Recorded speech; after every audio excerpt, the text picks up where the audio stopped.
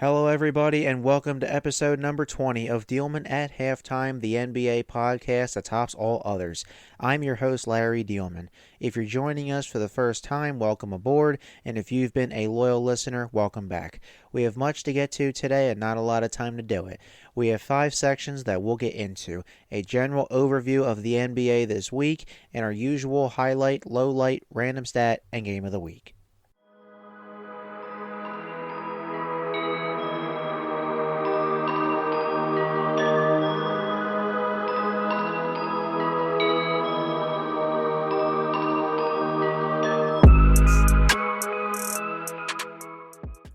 Let's get into our content for the week. No matter what LeBron James does, he just loves to break records.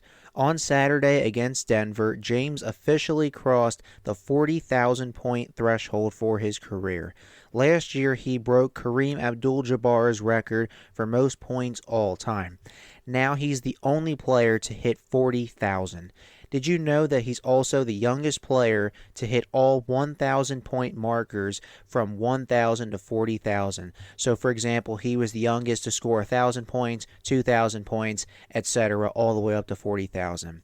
Say what you want about King James, but this man is 39 years old, playing like he's 28. We also have a story regarding college hoops.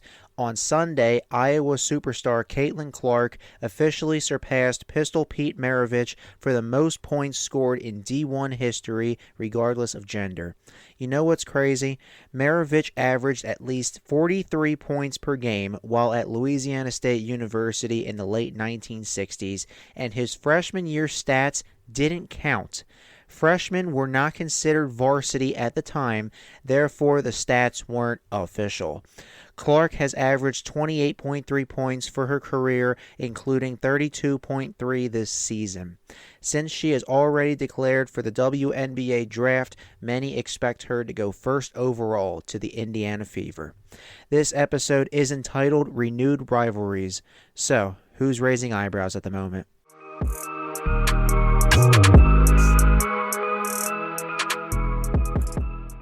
Let's go to our highlight, the Denver Nuggets. Coming off their first championship in franchise history, the Denver Nuggets are looking to show the league they should be among the favorites for the 2024 postseason. Denver is 42-19, tied for second in the West with Minnesota, and have a 6-game winning streak. The Nuggets are Nikola Jokic's team, and with good reason. Jokic averages about 26 points, 12.2 rebounds, and 9.2 assists per night. With Philadelphia's Joel Embiid out of the MVP race due to the NBA's new 65-game minimum policy for major awards, Jokic is a top choice for another MVP. He and Jamal Murray make up one of the best duos in the association. Murray puts up 20.6 points, about 4 rebounds, 6.5 assists, and about 42% from downtown. Michael Porter Jr., Aaron Gordon, and Christian Brown are all good role players that make the Nuggets multi-dimensional. Their sharpshooter, Kentavious Caldwell-Pope, was missing from their last game due to a personal matter. Denver is in a good spot to make a deep playoff run again, but the young, up-and-coming teams are eager to dethrone them. It should make for good series starting next month. Their next game is on Tuesday, March 5th at 10 o'clock. They will host the Phoenix Suns.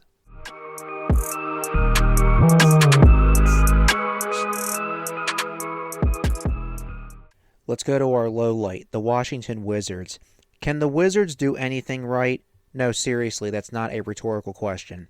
The Washington Wizards are 9-51, and they are tied with the Detroit Pistons for the worst record in the NBA. They also have a 14-game losing streak.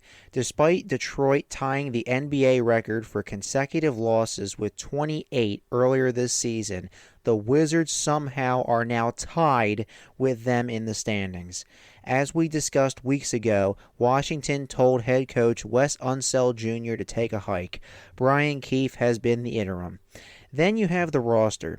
Nobody on the Wizards scares anybody or even jumps out on a scouting report.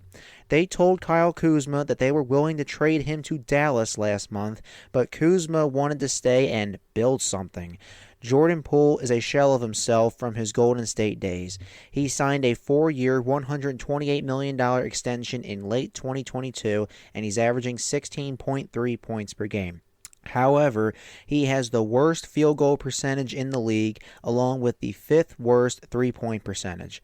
If I were in Washington's front office, I'd start trading draft picks and players for young stars and aiming high in the draft. It is clear whatever they're doing right now is not working.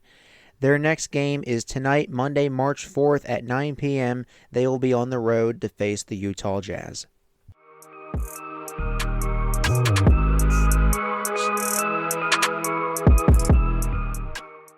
Now let's go to our random stat. Anytime the Lakers face the Clippers, we always hear it's the Battle of LA, despite the fact that the Lakers have 17 championships to the Clippers, 0. Oh boy, did the Clippers go out in style on Wednesday. Wednesday was the last time the Clippers and Lakers faced off in the regular season at Crypto.com Arena, formerly the Staples Center, before the Clippers moved to Inglewood, California next year.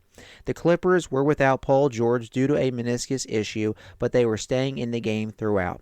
They had a 21-point lead in the fourth quarter. And then LeBron James happened. James nearly single-handedly erased the Lakers' deficit to win 116-112. The scoring deficit in the final 12 minutes was 39-16.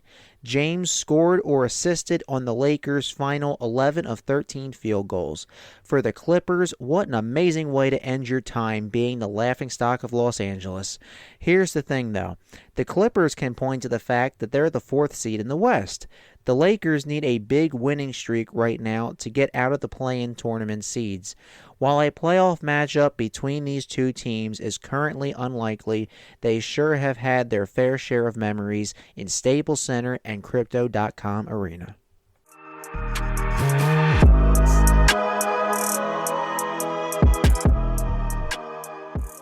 Finally, let's go to Game of the Week. For this week's Game of the Week, let's go with the Miami Heat at Dallas Mavericks.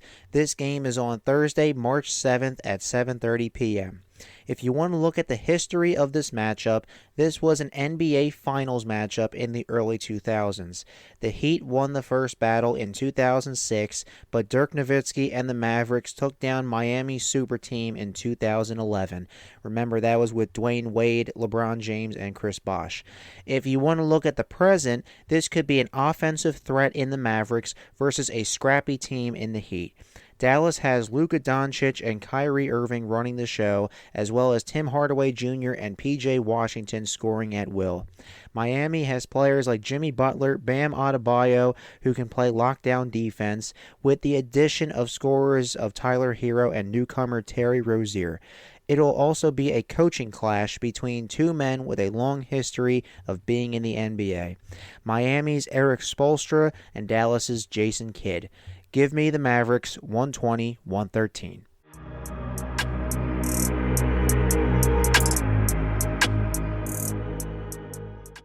Well, that's all the time we have for today. If you haven't already, make sure to follow me on social media. I have 2 Twitter accounts and 2 Instagram accounts. The podcast accounts are under @Diehlman_NBA for both Twitter and Instagram. My personal Twitter is @LarryDiehlman18, and my personal Instagram is @Mr_Sports18. They are also in the description on SoundCloud. And don't forget to spread the word about Diehlman at halftime. See you next time, fellow Hoops fans.